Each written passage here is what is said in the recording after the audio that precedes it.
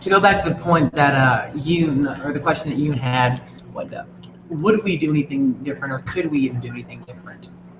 So let's say that we eradicated most of the people out in the Middle East. We just carpet bombed the crap out of them. And then we would have subject to regime change. And of course, that's essentially what we did. We let that humongous power vacuum in the Middle East, that ideology took form, and they took control of it. They established new caliphates and new people, which different names, same ideologies, that would come to harm different people. Yeah, I mean, just thinking like you said, same ideologies. I feel like they just have a broad idea, and it's not even like they're the same. They're just and able to accept people who may have slightly different ideas. So like, say like ISIS, they have an idea, and the basis of that idea is able to reach a broad audience of people who believe in Islam. Like, it's not limited to like certain people. Like, obviously they're radical, but the idea is not. It's not limited to, only these Muslims. Like, if someone else wanted to join, they could, based on their beliefs. Does that make sense? Did that make sense? Yeah. Going back to touch on ISIS, they're much of an imperialist type of faith. I mean, Christianity is too, where we want to convert people. They're more of a negative connotation of imperialism, to where they will conquer you instead of just like come over and try to convert. And they come about, and they really like to be recognized as statehood. And the way they do this is by the United States media. We talk about ISIS. We talk about how we let them terrorize us, and it validates them. It gives them a sense of feeling that what they're doing is right. They want to be recognized. They want to be put on a map to where they're recognized as an official state, which we should refuse to do as long as we can. Yeah, that's like what I was talking about with my group presentation, talking about if the wars in the Middle East are religious or not. Mm-hmm. And I guess that's the social aspect of our thoughts, is like, what are we fighting? And I think, when I answered this question, I said yes, it's religious because of the theology behind ISIS and other terroristic groups. They have theological ideas, not necessarily ideology. It's based on some sort of religious beliefs.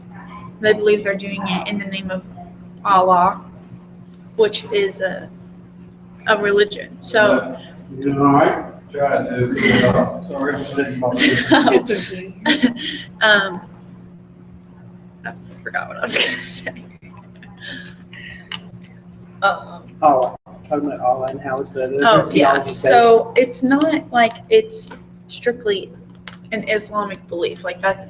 I'm not saying at all that ISIS is like pure Muslim beliefs, but it's like relatable to Muslim beliefs is what I would say.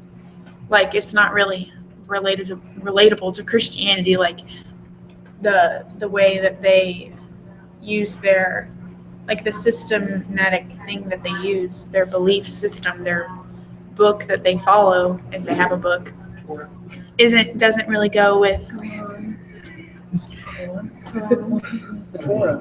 Is it Judaism? Yeah, no, I'm talking about, do they read, like, never mind, I'm ranting. The Torah is Judaism. Okay. I thought it was Buddhism for a second. And maybe could it be that Yes, it's the Quran. It's Islam. I screwed that page. Could it maybe be that they also believe that it's a religious war, but we don't? Like, we see it as more of an economic or political stance, but maybe they see it as more of a social. Yeah, because that's what groups terroristic groups that we're fighting. We're fighting, our war is against quote unquote terror. That's what our war is against. But for them, I mean, they're fighting for, yeah, They're fighting to defend their home. They're fighting to defend their families, their children. and their faith. Right. But of course, you're seeing with the faith aspect is the people that the private civilians who don't necessarily, who are more moderate, they don't care and they're aggravated by this whole thing because they're seeing their families, their homes, their neighborhoods being blown to smithereens by drone strikes because a few bad apples in the neighborhood are creating all this crap for them to have to deal with. So, you know, of course, the U.S. government covert missions trying to avoid as much civilian casualties as possible.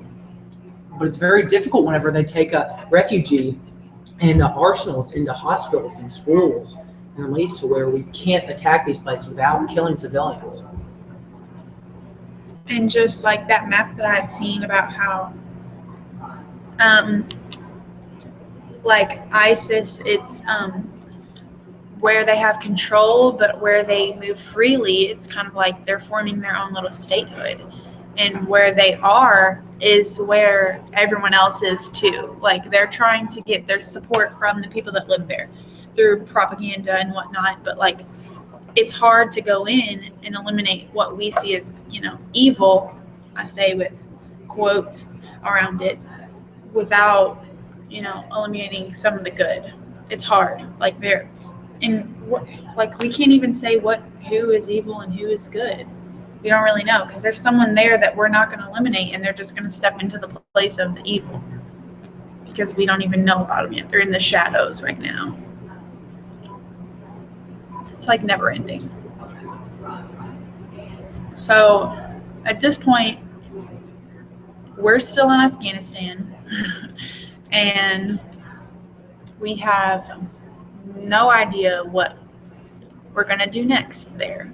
Basically, the government, you know, we just keep handing it off to the next president that Obama's comes. handing the torch to the next president. Yeah. So, I mean, it's an ongoing question. What's going to happen next? So, thank you guys for listening. We hope that this was insightful. Like and subscribe to our podcasts. And we'll see you. You'll hear from us again next week.